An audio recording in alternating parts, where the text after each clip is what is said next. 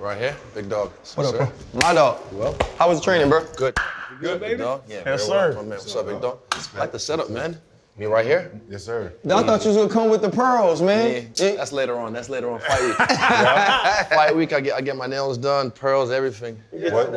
What's in the red cup? It's water. Fight Water. Yeah. I mean, I would have had some Kool-Aid or something, but Kool-Aid. we need to go grocery shopping. I'll take that. I like Kool-Aid. Well, he can drink Kool-Aid. He get to 185 easy on him. Like even my dietitian said I can have a couple burgers and stuff. Yeah, I'm ahead of schedule. You wear pearls? Yeah. Looks good on black skin. Really? Fuck yeah. Like pearls, like pearls. Like you ain't the lady seen? off Yeah, man. Titanic pearls. Exactly. Who said they're for ladies? My assumption. I don't want to upset you.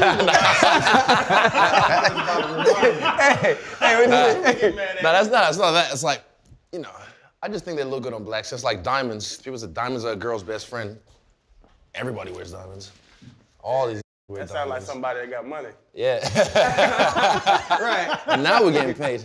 No doubt. Meanwhile, paid he got now. diamonds on his neck right now. Yeah, exactly. Yeah. He Nah, been but acting pearls, real brand like new. it's a vibe. Only certain men can rock it. I'm that guy. And you one of them. Yeah. Nobody gonna question you. Hey, we ain't trying to fight over it. For sure. Hold up, limitless. Take a stomach, got pinning it. I fought the head to witness it. Get my people feeling militant. Way I'm finna get me up. On the mission, get me up. Knowing me, I got the key. On the vision, I can trust. Limitless. Take a stomach, got pinning it. I fought the head to witness it. Get my people feeling militant. Way I'm finna get me up. On the mission, get me up. Hey, but man, welcome to the Pivot. Freaky Fred, man, Fred Taylor, Respect. Channing Crowder. He's just freaky in general. Yeah, he just like a lot of Nah, see, nasty. because I don't know football because of where we grew up, but I know your faces these Yeah. talk shows and whatnot, so I see you guys on Instagram all the time. This is Israel Adesanya, the UFC middleweight champion, the last style bender, the dude that is changing the way we look at fighters and the excitement that he brings, not only pre-fight, but every time he gets in the octagon. Well, that's at least when people actually try to press him. And so, and I'm RC, man. DraftKings, Happy Dad, thank you for sponsoring the show. Like we always say, or like Freddie T always says, man, anybody can podcast, but everybody can't pivot. Bro, like we just gonna jump right in, man. First of all, we know you training, the fight's close, man, so we Literally appreciate just you. got out the gym, so yeah, fresh. How'd it go? Good session. It was a lactic capacity. That's pretty much just getting ready for, we've done it for the last 12 weeks for this camp, but we always do it every camp. Just getting the body used to the lactic acid buildup and yeah, learning how to push while it's in your muscles. You know, you mentioned, you know, not necessarily having a ton of familiarity. Like for me, you know what I'm saying, I got the show with DC&RC Podcast. I love MMA. I love the UFC. I think what you guys do is so different. Like even our sport, which people call the gladiator sport, you don't lock us in the cage with another man who's trained to kill. That's what you do. So first of all, just so much respect for that, man. But in studying, man, and just reading up on you since you started fighting, because there was so much charisma, so much confidence, what some might call arrogance, I was like, I want to see like what this dude's like. Yeah. You know what I mean? And being from Nigeria and moving to New Zealand. Yeah. And I know you've told the story before, but when I look at you now, dog, 6'3", 6'4", 185, the best stand-up in the game, I was like, Yes, sir. this dude been beating up people his whole life. But Yeah. it wasn't like that for you in New Zealand. You said it was tough. What was that move like for you? It was culture shock. I mean, I've always said, like, I never knew I was black till I moved to New Zealand.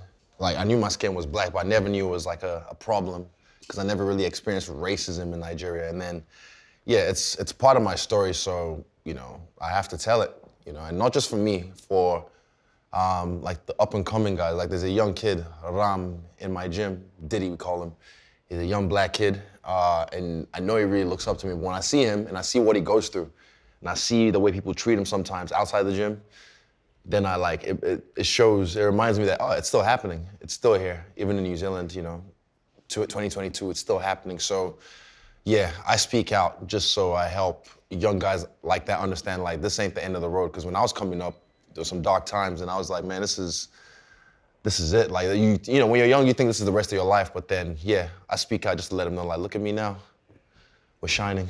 But what were those dark times like? Like you say that you didn't know you were black. That's a phrase that caught Yeah, me. because I knew my skin was dark, but I didn't know it was a problem until like you're I don't know, you're walking home and kids on the bus start insulting you, you know, making monkey noises and shit like that. You're like, do I even know these kids? I even told of a famous story I've told before is of a kid who kept on riding by my house on the weekend, you know, going back to your country, Blackanese. And I was just like, I've seen this kid at school, but I don't know him. He don't know me enough to have a problem with me. And then the next Monday, we had a little scrap, and he realized not to fuck with me after that. I wasn't a fighter then. Right. But I just got mad, because after lunchtime, he just comes up to me, what's up, black boy? Boom, and pushed me. And I remember I was already having a bad day, so I got up crying, and I just whooped his ass. Yeah, so shit like that still happens, but, you know, it's part of life now, and you just get tougher skin. You have a platform, obviously, so many eyes on you. Knowing that, how much motivation is it, you know, for you to continue to being great so you can inspire these kids, allow them to know that in spite of everything that goes on, wherever you are now, you don't have to stay there. You're gonna have these challenges, you know, but continue to push through much like yourself did. How much of, you know, having your platform is motivation to continue to stay there? To be honest, I used to shy away from it a little bit because I hate the term role model. Like Pac said it best, it's two of the fakest words. You're playing a role or you're modeling a behavior. So I used to hate that. But then when I did, you know, I sat down with Mike Tyson, hotboxing, and he kind of challenged me on the idea that, no, you can't, you're that guy. You can't take that away from you. And I'm like, nah. And we'll have like a little back and forth. And he said something like, I'm the kind of guy that I'm not married to any idea, no matter what. If you give me new information that makes sense, I have to ponder about it myself, and then my ideas can change. And he said, like, well, are you faking a behavior? Are you modeling? Are you just being yourself? Right. And do these kids or these people love you? Then you're a role model. But I think it's because that word is so charged with, like, you know, you're that guy that's like, right. I never do no wrong. So, but when I talked to Mike, and I was high as fuck on hotboxing, it was crazy. So then I saw some joints from the spot, and I went back to the house that night in LA. And I had to think about it, and I was just like, he's right. I'm not faking myself. I'm being my authentic self. Right. And people still like me and look up to me. So I am that guy, and I am I don't want to say role model, but someone that people look up to.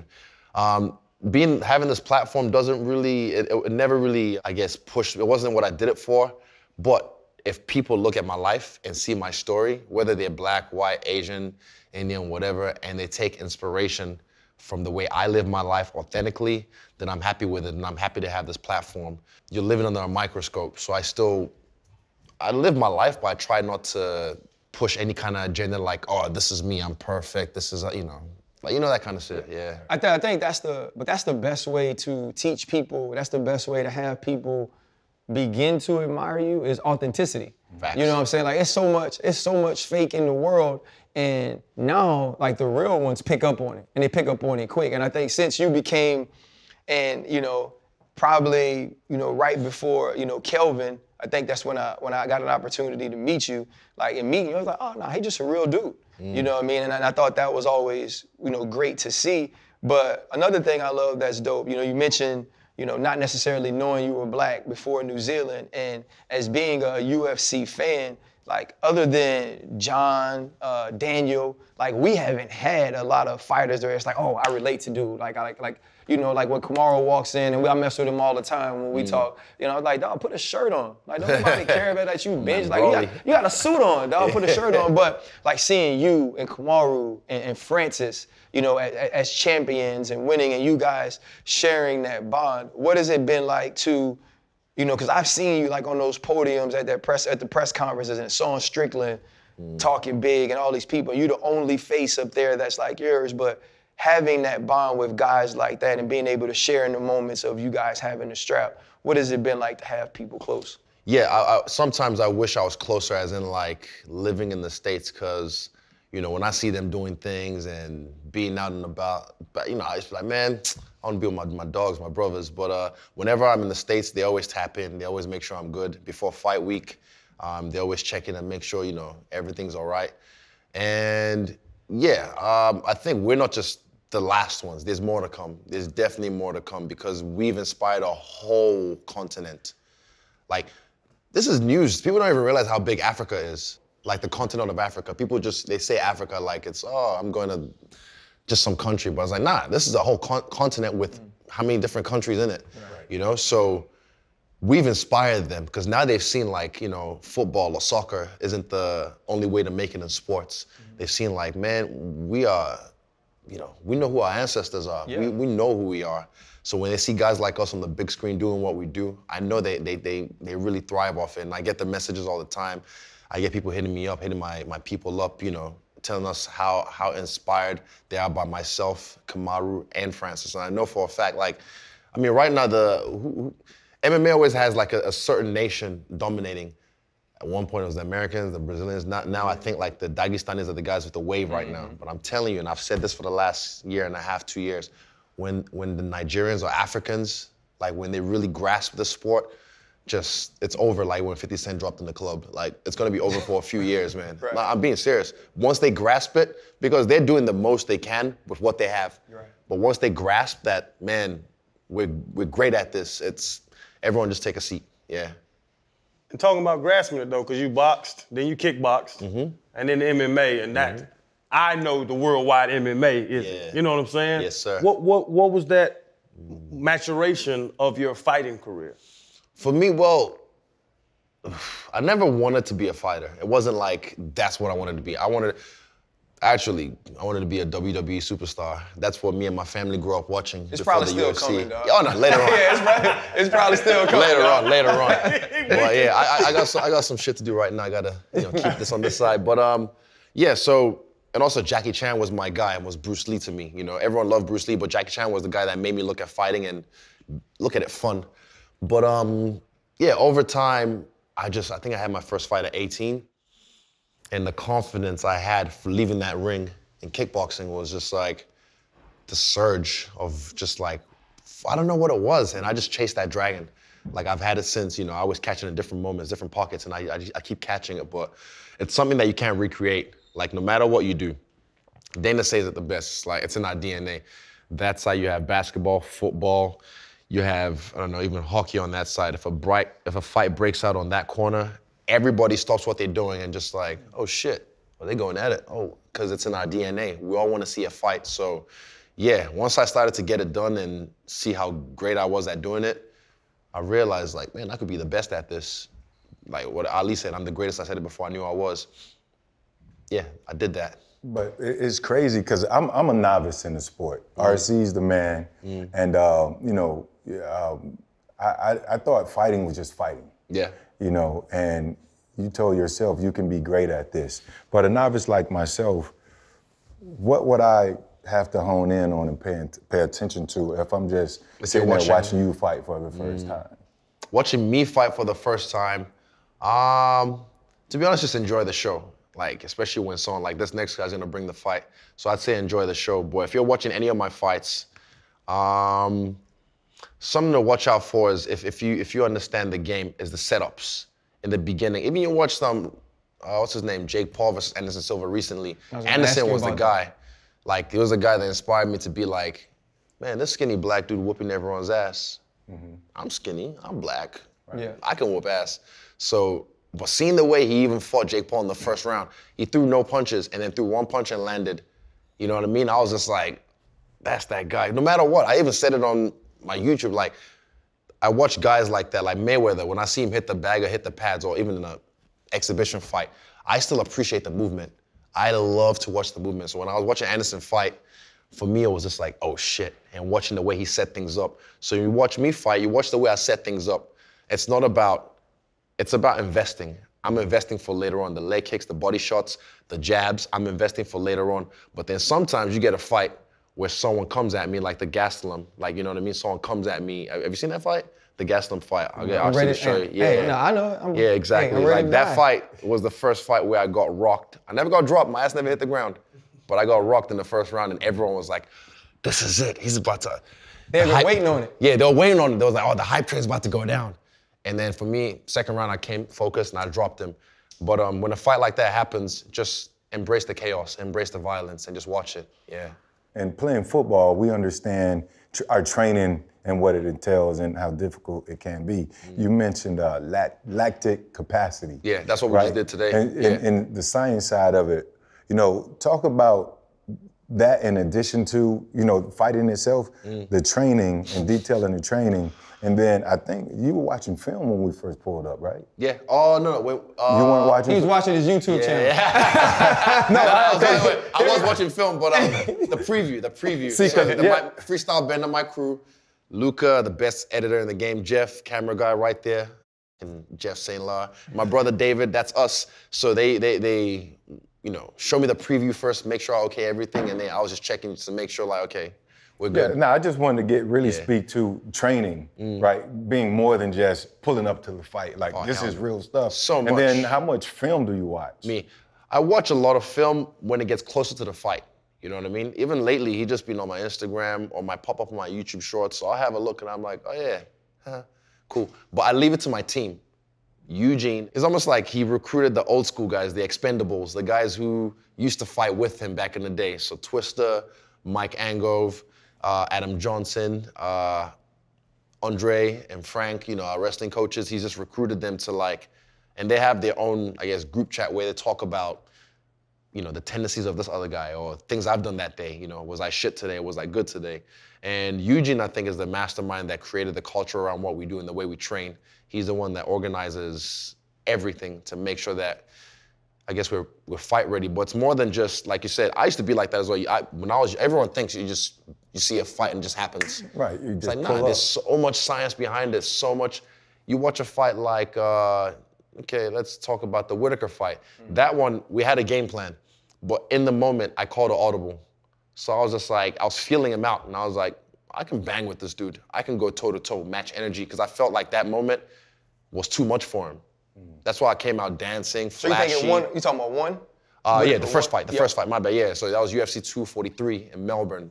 Still the biggest show in history in the UFC to date. 57,127 people, And I remember the sound in that arena. Back in the day, I watched Ronda Rousey and Holly Holm from the stands in that same arena. So, I'm very clued up. But yeah, that moment was too much for him. So I just decided to call an audible and I just imposed my will on him. But then there's times when I'm scientific and calculated, like the Brunson or the Costa fight or the Brad Tavares fight where I just smoke a dude and it's just finesse. You changed trainers, correct? Me. Trainers? No, not really. Oh, well, my strength coach, Base Benefit. Okay, because I was gonna say I was reading and they said something about complacency. Training. Training. Yeah, he's finally on time. He was like, I'm not saying he was late, but he would show up right before. But no, this camp was different because, it's only us four, right? No one's listening. Right, but not at all. This camp was different. There's times when, like I've said, this pressure makes diamonds. And there's moments in a man's life where you have to step up. And this was one of them for me because the last 3 fights, I showed up and I made each camp better than the last camp. The Whitaker Part 2 fight, the Vittori Part 2 fight, and the Cannonier fight. Each camp, I made sure it was better than the last one. But I knew I was gonna whoop these dudes, man. I knew I was gonna whoop these dudes. And then round 1, I'm doing my thing, drop them, touch them, whatever. And then they realize after round 1, fuck, this ain't what I thought it was. Then they fight differently after that. I see it, I feel it, they know it. They'll never admit this, but they know it. They fight differently after that. And then they'll still go back to their game plan, but they don't fight with the same gusto. You watch the Whitaker Part 1 fight, he fought trying to fight. Part 2, once he realized, oh shit, this ain't what it was. Exactly, then they start to move back a bit, go on the defensive, but this next guy's gonna bring it. So that's why I had to step myself up and get to a new level, a whole new level for this fight. And I've said less this whole fight. He's talking, he doesn't even speak English, so I don't even have anything to say to him because he won't understand me. Doesn't he have the right to talk? Yeah, exactly, he beat me. So he has a right to talk. So I kind of understand where Whitaker was coming from because the second time I fought him, he didn't really say much. Yeah. So I was like, all right, bet, but I'll show him. I don't have to say much, I'll show him. The fight's already sold. I'm the champion, he's chased me from kickboxing, trying to get this off me, but I'm like, all right, I'm gonna show you this ain't kickboxing. Yeah. You already mentioned, what UFC 281 is going to be, right? It's Alex Pereira. I've been trying to say that, bro. I got a UFC show, and I've been messing up that last name. Now you got it right. You got it. I think for 5 months. And the excitement when he came over to the UFC was weird to me because it almost seemed like the excitement wasn't about him. It was about having somebody It's off me. Everything's off me. He's coming off my height. You know what I mean? Who's he beat apart from Sean Strickland? Nobody. He's beat some people, but no one of substance, you know. Right, you think even the fight before Sean, it goes 3 rounds. And he had that to was, really what was his hustle name? in. What's the guy? Bruno Silva, yep. Yeah. So he did, I saw that fight as well, and I was like, you want to go 5 rounds. You won't even go 1 round at my pace right now. But yeah, I know what it is, and I welcome this because I know that this is like the big money fights. There's nobody else for me to fight at one. Not nobody else, but like at that time, there was no one else that was really making noise at 185. So I'm glad that UFC pushed him and gave me this opportunity to rewrite history. You think about, getting into this fight and what this moment is for. And we're doing DC&RC, and there was a clip of you, and you were talking about the fight, and you said somebody's going to get knocked out. Yeah. He's like, either he's going to get knocked out or I'm going to get knocked out. And I follow you closely and listen to what you say often. And the thing that struck me is I'd never heard you say that. Yeah, it is reality. So normally when I fight someone, I've never fought them. They've never hurt me or anything like that. So I'm like, in my mind, this guy can't touch me. But the reality is this guy has. The first fight was, we all know. If you watch the fight, it was like some scrupulous judging. Second fight, I heard him, had him on the ropes, referee saved him, and 3rd round, beautiful story, comes back and finishes me in his own country, his hometown. This time it's my time to rewrite history. So I can't pretend like it didn't happen. I've accepted that a long time ago. I never held on to it. I never chased this fight. I never thought like, I gotta get this one back.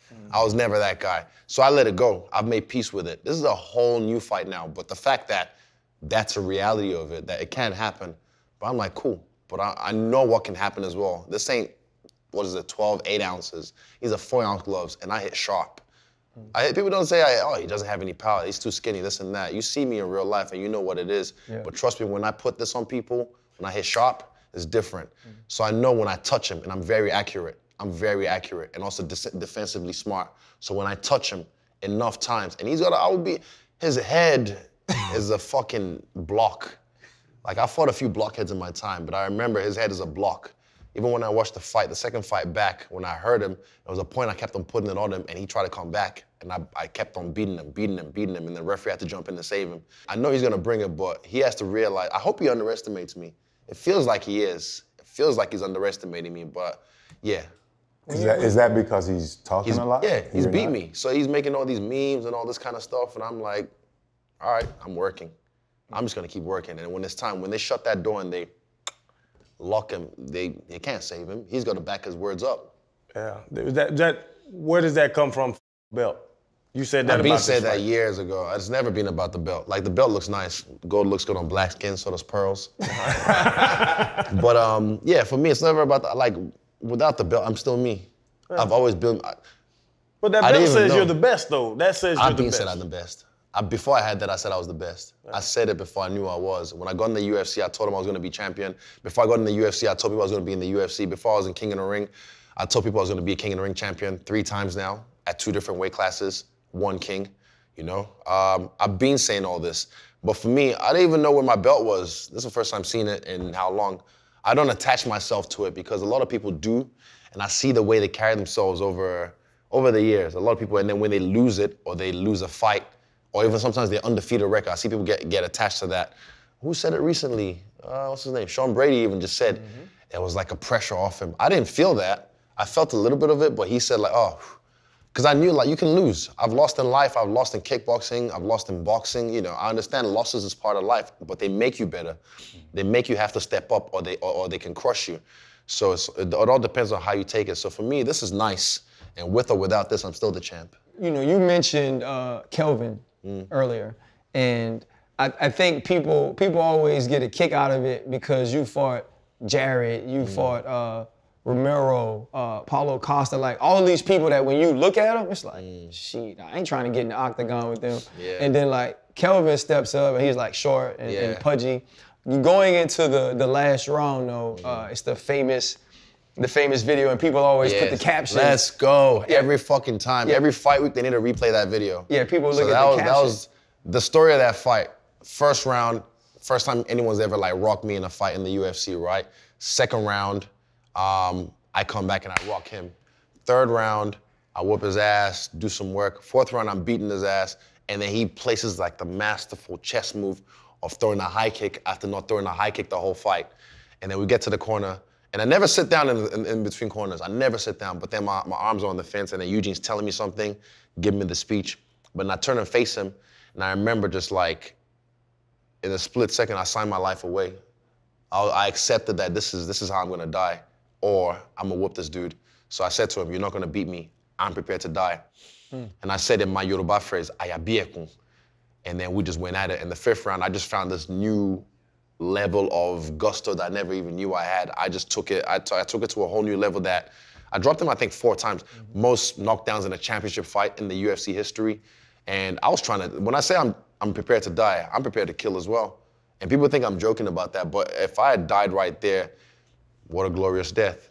But then, if, God forbid, a knockout wouldn't have happened, if he didn't make it out of that fight, I would have slept well that night because I was willing to give myself. I was willing to give my life. And people think that's oh, he thinks he's in the anime. Well, whatever. I live my life the way I live my life. You know, I was ready to go. And I just went, you know, and that round is crazy, yeah. That's crazy. Just going back really quick, Mike even said on our show when he came on that after he lost to Buster Douglas, he felt so much relief lifted off his shoulders. But you said the belt. Obviously, you're the champ, and we know what comes with that. Sometimes complacency can set in, right? And sometimes you can get hungrier to maintain. What's that one thing that you have to constantly, you as Izzy, got to remind the champ and vice versa? I just have to remember who I am. Like the way Mufasa says to Simba, remember who you are. Like, remember who I am. Because sometimes I don't live in this frame of mind where I'm like, because you see a lot of people, even in my position, they walk around looking for static. They're like the macho guy, this and that. Like me, I'm soft, you know, I'm chill. I don't have to prove anything to anyone.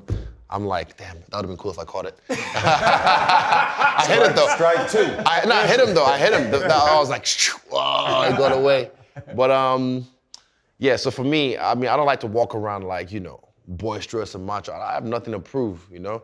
You see what's happening these days, a lot of these men are emotionally dumb. They don't have emotional intelligence. I'm very emotionally intelligent, so I have to remind myself that remember who you are. I'm a motherfucking savage, bro. Like, I don't live that way. I don't ride around with no guns or nothing, but I have to remind myself, once in a while I remind myself, certain workouts. The last one that reminded me of that was our last sparring session in NZ. Yeah, blood was shed. And I remember I was just, it's on my YouTube. You see me, I was like, I was loving it. So I remember I went home that day just hyped, got the clip of Jeff, studied the footage, and I was just like, it just reminded me like, I'm that dude. Everyone's like, I'm him, I'm him, I'm him. I'm like, nah, I'm Z, they, whatever. Nah, I'm me. I am me. Izzy talking to the champ. Yeah, I am me, exactly. Is that the same mindset? Vice versa, and vice versa? I am me every time. So it's just good to remind myself that, yeah, I'm that dude. I can go to that place, that darkness, and thrive. Not survive, thrive, yeah. That's the thing too, and I'm not ready to die. Yeah. So please don't get upset. I'm not either. I'm not, but in that moment, I swear to God, wallahi, I was ready. Like in that moment, I was like, this is it. If he takes me out, he takes me out. Oh. But even with this fight, I've already accepted. It's not gonna be a long fight, but we're gonna see who's that dude. We're gonna see who's that guy. Can he hack it? Can he go 5 minutes with me? Can he go 5 minutes at my pace? Can he go, 10 minutes at my pace? We're gonna find out who's that dude. If we're swimming, who's gonna drown? Yeah. I'm gonna drown him. You gonna drown him, so don't drown me, because if I get my ass whooped by a guy in flip-flops, you gonna take all my confidence as a man. In white flip-flops. You're lucky I ain't got the pearls on. If you wear pearls, if you whoop my ass in pearls, I'm ready to die then. but man, you talking about this savage stuff, but you a grown-ass man that loves cartoons. Yeah, that's me. That anime stuff, like that's what is that? You be doing the little Naruto run? Naruto. It's Naruto, man. The Naruto run and all that. What did I do that? I did that in the Brad Tavares fight. I did the roly-poly in the ring and Naruto run. Yeah, that's just me having fun. People like different things. Like example, I see people spend $10,000 on a bottle of wine. I don't get it. I wouldn't say it's stupid because I don't get it. I don't understand. So it would be ignorant of me to say, oh, that's stupid. Oh, why would you spend 10,000? It doesn't mean anything to me. But even the wine tastings, I've been to them and I'm like, tastes like bad Kool-Aid. That's just me, I don't drink wine. You know, this is no disrespect, but certain things just vibe with me. And that's what I was saying earlier, living authentically me. Yeah. You know, when I fought Robert and I did the whole dance, you know, because back in the day, people used to make fun of me for crumping in the streets with my boys, throwing sessions at nighttime. So for me, that was a big fuck you. Like, yeah, I'm crumping on the biggest stage in the world. And I did the whole shadow clone, whatever, with my boys, Naruto run. That's just, and then people start to vibe. If I'm living authentically me, those who love me will flock to me.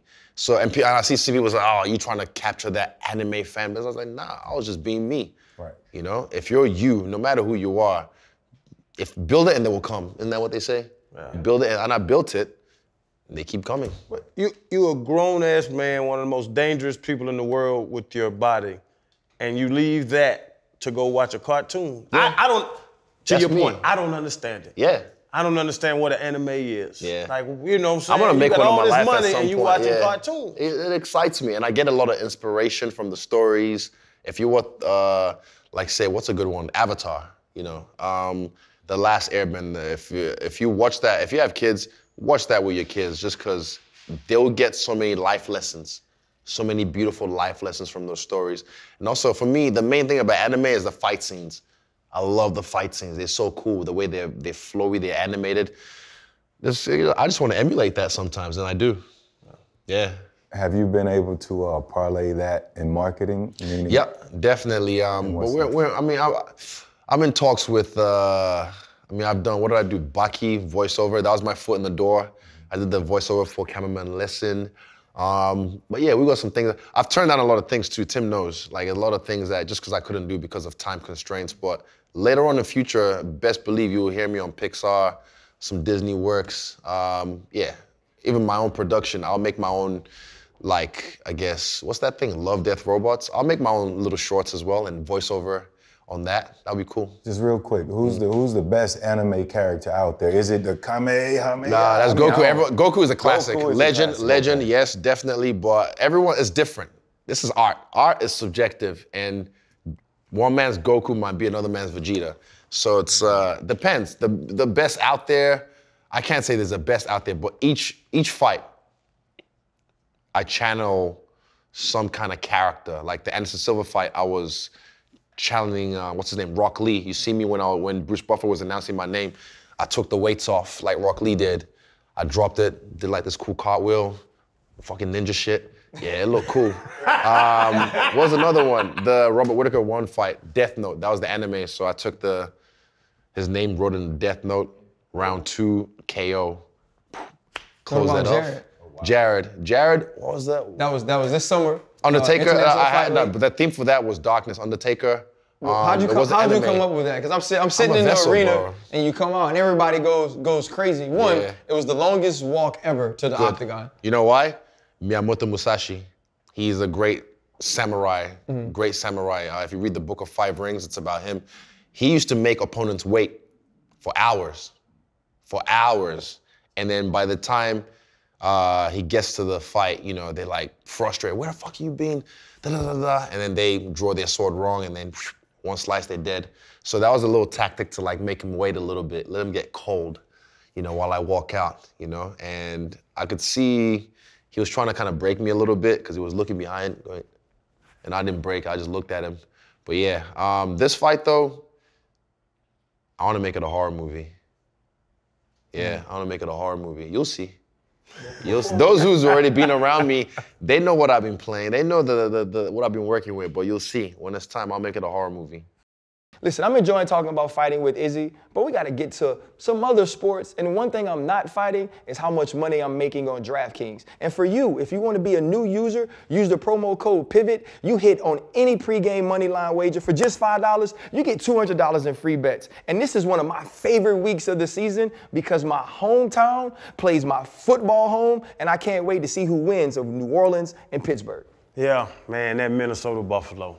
That's what I like. Two teams that were active, they trying to move, they put a team together, and then you got Dallas and Green Bay. we got some games this week, and I'm going to hit them in the head again with the same game parlays. You got so many options. You got your props. I'm telling you, same game parlays, fellas. I don't know how you hitting them. I ain't checked your bank account, but mine looking good right now, RC.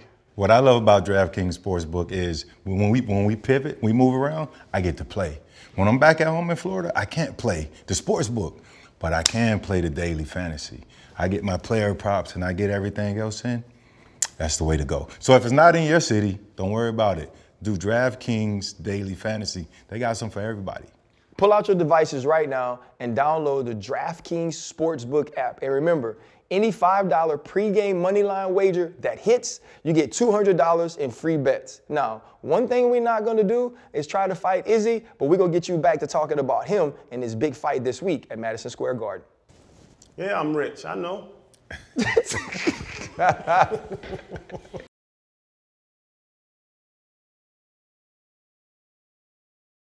All right, so they call me Freaky Fred. I don't know why. I like it. Still trying to figure it out. like I don't it. know You why. know why they call you Channing, we know why nasty. Channing's freaky because he like meat in his eggs when he had the nudist colony. RC's neutral. Neutral, I bet. Yeah, they're Neutral sounds bad. well, not He just like everybody.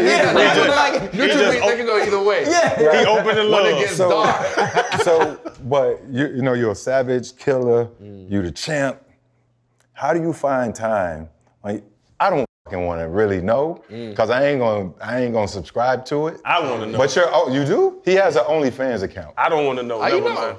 That's what I'm saying. So my idea, okay, so I was the first. What kind of shit you be doing on OnlyFans, bro? That's not what you think, but I was the first. I like the fact he knows that. Respect, but I was the first. So when OnlyFans first came out, this was about 2 years ago, right? And for me, you know, all the sex workers and whatnot were, you know, gravitating towards it. And, you know, I was looking at it like, it's in the name. What does the name say? OnlyFans. Exactly. Right. So I was like, and I've seen sex workers or sex work has been the indicator for any technology that's the internet was not made for porn, but it's the biggest thing on the internet. Like 80% of the internet is Sex porn or something sells. crazy. It's always Exactly. been that way. So it indicated to me that this is gonna be the next platform. I know right now it's a little bit dirt, and also I like a little, you know, I'm freaky too, so I was just like, I wanted to attach myself to that, but without getting freaky on OnlyFans. But all the stuff I'm doing on YouTube right now would have been on OnlyFans with a paywall. But only problem was Nigeria had it blocked, UAE had it blocked, China had it blocked. I lived in China for a while, so big market over there for me. So I was just like, that means I cut like half my viewers or demographic. They can't see my shit. So that's the only reason I went to YouTube. Shout out to my brother David. He's the one that kind of head honcho of that. And then, yeah, we're doing well now, like over 700K subscribers, whatnot. But OnlyFans would have been the one. I liked the idea. It was great. The paywall, all the great content we're doing, but just maybe $3 a month. Right, wow. You know what I mean? And I did the calculations as well. Yeah. So I was like, and I was like, I'm be rich. Chan, I'm surprised you let the OnlyFans things go. No, Well, I had to ask look now. at- I was letting them get finished on why he did the OnlyFans. Nah, but I know even you doing okay with the women though, ain't it? Yeah, I'm good. I got a woman. I'm good. Oh, I'm good. why But- you do that? He gotta use that I don't want accent, no right? Me Too. I've seen the way these people's moving out these days, man. I don't want no Me Too. I'm just trying to chill, live righteous. Man, you know, there's been, like, it's so dope to sit down with you. I've heard, you know, some of these stories, some of this stuff is new. You talked earlier about moving to New Zealand and not necessarily finding out that you were black, but the first time you realizing, hold on, some people don't vibe with it. This is not something that's accepted. Never talked to them, nothing, but they just didn't vibe with my. Right, just based on the color of your skin. You're obviously one of the biggest stars in MMA, obviously one of the biggest stars in UFC, and inversely, and I don't know if it's inversely, but Joe Rogan is also one of the biggest stars in the UFC. Yeah. It was the big thing of Joe Rogan where people got really bored and they went pulled every time he said the N-word. Yeah. Right, they pull it, and then Joe comes out with the statement. And I thought the statement was very aware to be honest about what he felt at the time, and then moving forward, who he decided that he needs to be and what he's learned from that. you actually came out and said in defense of him, and it was tongue-in-cheek, and I don't say it, but you was like, Joe Rogan's that's my N-word. What, we talked about your platform earlier, and we talked about the things that you've gone through. What was it that made you come out in defense of him and use that phrase in that manner when talking about Joe Rogan? First off, I like to piss people off. But secondly, I know Joe. I know Joe, and that's far from the truth. And I could see what was happening at the time. He signed this deal with Spotify, $100 million. He had this platform that he controlled. No executives, no head honcho telling him who he can put on. And Joe would put, I don't know, they have the left and right wing or whatever. He would put someone from the left wing, sit there, ask questions and listen to them. And he'll put someone on the right wing, sit there and listen to them and let the audience make their decision. But some of the people he was having on at the time weren't fitting the narrative with the whole COVID thing and the misinformation, which we find out now that wasn't really misinformation that they were spreading. But no one talks about that. So for me, I can see through the bullshit. And I was like, you guys, we've seen this fucking thing play out before. You try and cancel somebody. Right. So for me, I just felt like, yeah, fuck him.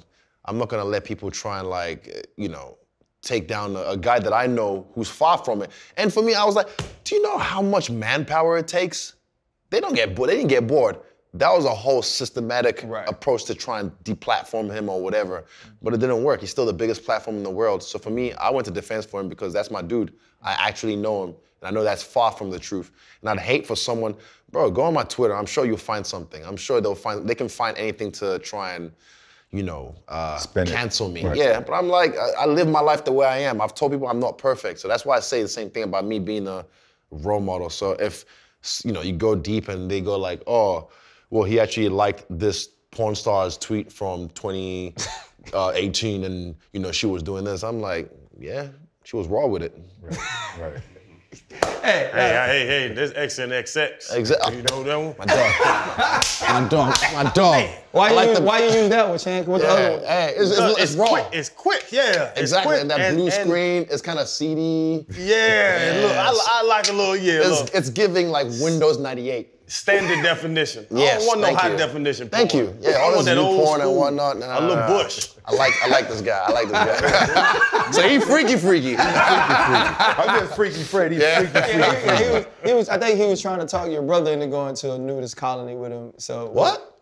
Yeah. What was that? The nudist colony. Yeah. Yeah, well, it was the whole thing with we had Kevin Hart on. And I explained to him that me and my wife, we go to like a nudist resort. Okay, I'll watch this. Yeah. And you more than welcome to come. You go I'm good. When Pereira? Yeah. You go out here whoop Pereira's ass? Pereira.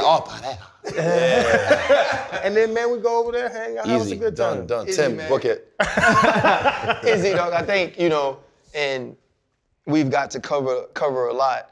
When you lost to Jan, it seemed like one of those things that, one, you took it extremely well. Like, you was talking to him, and, you mentioned that it's not about the belt, and you're not attaching yourself to undefeated records and those things. A move up to fight a champion that was bigger than you, that took you down and kind of laid on you for the last 2 rounds and losing that way, that's different than being the king of 185 pounds and fighting someone who has beat you, who for the first time, I think in your UFC career, people are saying, okay, this is the one, this is the time. And we had Floyd on the show, and Floyd's a good friend of the show. And I remember when people used to buy his pay-per-views, there were some that wanted to see him win, but most watched to see him fail. Yeah. When you think about what you've become in the UFC, did you always expect to be this polarizing? Yeah, I always did. Just because I know who I am. And I knew I wasn't gonna sell out, I guess, my values or my essence, my way of being for $1 or just to please people, I did come from that background, living in, trying to fit in. I used to be a people pleaser, so as I got older as an adult, I had to I would say kill that side of myself or that young side of myself, but I had to show him love and just be like, nah, that doesn't serve us anymore. So now, I just live me. If people don't like it, they don't like it. And I like the fact that people this fight, they're like, this is the one. Because they always say that. When I fought, let's go to Bronson. Oh, he's never fought a real wrestler. He's gonna take him down, whoop his ass. I fought Tavares before that. Was it before that? Yeah. Oh, he's never, too soon. Top 10 guy already? Nah, too soon. took care of him. So they always say that, and this time it's again, I'm like, and that's why I say, I'm like, do you want to watch me get knocked out or you want to watch him get knocked out? Tune in, buy the pay-per-view, and you'll find out. We got the check, my pops got the check like a week and a half ago. Second best, my bad. Oh, it was nice, it was nice. Oh no, was the Jan one the best? Jan was the best, yes. Second best, this was the second best, so it was a nice check. This is gonna be the best one yet. Yeah. I know this guy, I don't have to say shit. I've said less this is the most I've spoke about this fight leading up to this game. But yeah, the fight's already sold. I know what I'm bringing to the table. I know exactly what I have to do to keep, being me. And yeah, I look forward to it. But I just want people to think whatever they want to think. And just, because that sells. Same thing as Floyd. It's like, we'll see.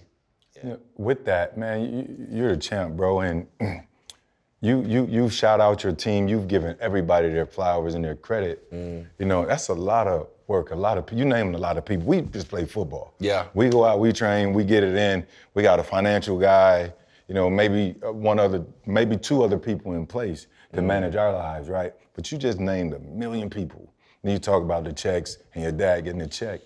How much input, do you have?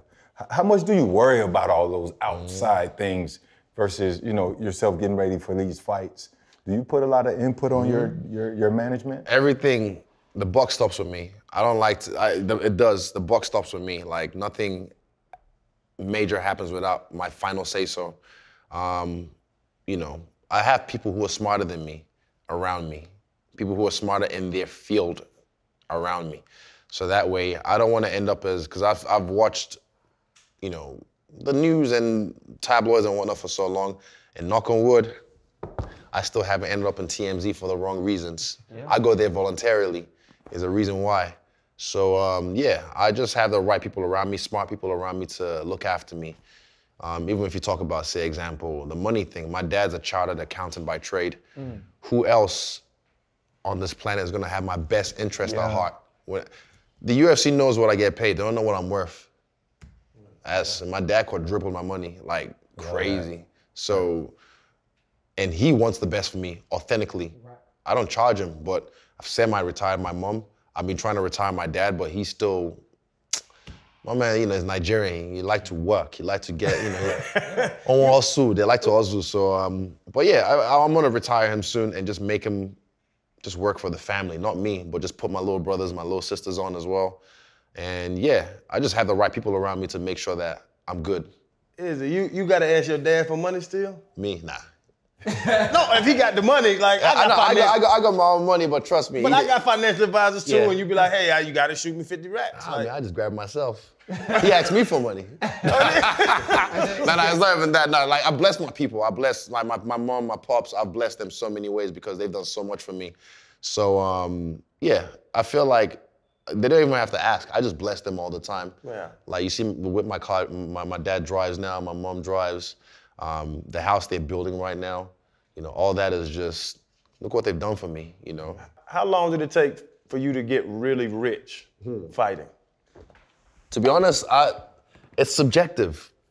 Me and Mike even talked about this, because when I came back from China, I made a lot of money, and then I was losing it because then the Chinese company I was fighting for didn't want to give me any fights anymore. And then shout out to Engage, because they hooked me up. Ash hooked me up like a spot before my UFC debut because I was running out of money. But the moment I realized I was rich was when I never had to go, yo, can you give me $20 on number 5, please? I'll just fill my car up. And that's when that's like my indicator to know like I'm good. So as long as I can fill my car up every time, I'm good. And I haven't had to ask for, can I get just $15 on number? This is the last question for me, man. Anybody that follows you understands, one, how great your gym is, City Kickboxing. Yes. Volk, Kai Kara France, obviously you. They have video of you watching Kai fight Brandon Moreno, and then also video of you guys in the locker room, and you still telling him, like just basically telling him that he's still worth everything he was worth before he walked out to the octagon that night. We're in this big old house, man, and it's not just you here. Like, it's not just like, oh, this is Izzy house. This is a family house. This is a team house. when you walk into the octagon, like you said, and they shut the gate and they put the latch on, like you're in there by yourself. But I've watched, it's a team accomplishment. Yes, sir. What would this team accomplishment of beating Alex mean for all of y'all? To be honest, I'm not even putting it on him. It's just the accomplishments of where we are as a group, because you gotta have to realize, like, we're a team who wasn't government funded. You know, the bureaucrats from NZ, they don't really fuck with us, to be honest. When Dan had to fight during COVID and they let all the other teams have their own quarantine spots, we had to sneak around and train, and they were constantly trying to shut our operation down. Journalists taking pictures sneakily. So it's not really about them. We're doing this for the people that support us, regardless if they're from New Zealand or from Australia, you know, Yugoslavia, wherever. But what it would mean for the team is just keeping what we already know. We're the best. We're still the best. I mean, it's subjective. You can say all this. And there's one point they had us as like the most winning team in the world in MMA. You know, yeah, that was when we burst onto the scene and just taking over everything. And we've taken some L's since then, but I still feel like we're the best. Even Kai, I've told him this and I've said this on record, the way he attacked that last camp inspired me. I've been in the cold water every day for this camp, because I see what Kai did. I see the way he did it, the way he attacked it. It inspires me, you know. Volkanovski, the way he conducts himself now and he's starting to blossom as a champion. He's like, nah, it's like, New Zealand has this weird fucking, or Australia even, like, of like being humble as like being subservient, like, oh, he's humble. But that's like, it's not really humility. It's just like you're trying to lowball yourself and sell yourself short to make other people feel comfortable. But I like the fact that Volk right now is just like, nah, he's speaking his truth. He's still he's a real humble guy. True humility, not fake humility, true humility. But after his last fight, he's like, pretty much was telling his kids, like, you know, get your shit together if you want a strap or shot at the strap, you know? I like the fact he's speaking that way. He's speaking like a champion. Yeah. So yeah, I take inspiration from everyone in this team, and I make sure I give them their flowers while they're here. I tell everyone, all my teammates, even there'll be a moment I might be on the bike with, you know, Dan, and I'll just tell him, like, you know, I think this about you, right, respect you. And I give people their flowers while they're here, because, you know, as we know, you never know when you're gonna go, yeah. Man, listen, bro, I can't wait. Saturday night, Madison Square Garden, UFC. History, rewritten, yeah. Listen, man, we wish you the best. Thank you so much for sitting down. This has been awesome, man. This is man. The most comfortable interview I've had. Yeah, I wish all interviews could be like this, just so I'm like, kick back, relax. So thank you guys, I appreciate it. I wanted to ask you too, I know we're wrapping up. Yeah. You watch football coming up? See, I don't have a chance to watch sports. I never really got that bug. Even on Nigerian, soccer was never my thing. Christian Okoye, Nigerian Nightmare. Nigerian Nightmare, Kamaru, I know him, yes. I've seen him. No, so I know, I don't follow sports, but I follow greatness. Okay. So there's certain guys I follow, even on Instagram, like example, who's one? Paul George. You know, I met him and he was a fan, so I follow him because I see he's doing great things. Who else? What's his name? Zion I was watching for a while, just because I see greatness in people. LeBron James I always watch just because he's great. He's a great. So I don't really follow sports, but certain individuals that are great, I just tap into them because I like to recognize greatness in them. That's what's up. Man, we appreciate you, dog. That was dope, bro. That was cool. Bless you. Thank you so much, brother. Appreciate you guys. You'll get a pic before we bounce? Hell yeah. I'm about to take one. I'm about to take one anyway. Why your ears ain't fucked up like everybody? Because I got good genetics. Really? Good genetics, yeah. That's what it is. Because you see the closest I got was this camp. I had a little burn behind here, and they all thought that I don't have the fucking shit. Yeah. Not me. I like earbuds. Is it because you came from kickboxing? Yeah. If I did wrestling maybe as a kid, right, like a teenager at those years, maybe. But because I'm older now, it's just my ears just. Yeah. I'm great with it. Yeah, easy. Hold up, limitless. Take a stomach, got pin in it. I fought the head to witness it. Got my people feeling militant. Way I'm finna get me up. On the mission, get me up. Knowing me, I got the key. On this vision, I can trust. Limitless. Take a stomach, got pin in it. I fought the head to witness it. Got my people feeling militant. Way I'm finna get me up. On the mission, get me up.